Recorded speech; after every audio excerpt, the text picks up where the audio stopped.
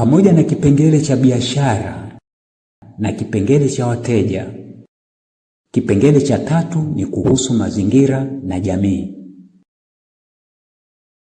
Kwa nini unapaswa kujali kuhusu mazingira na jamii ukiwa mteja?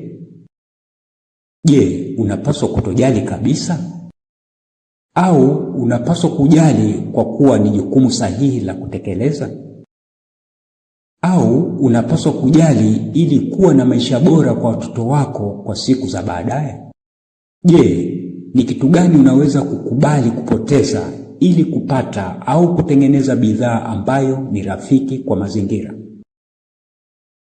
Je, upo tayari kulipa zaidi ili kupata bidhaa hiyo? Je, utanunua bidhaa kama hiyo ambayo upatikanaji wake ni mgumu? Fikiria kuhusu hilo.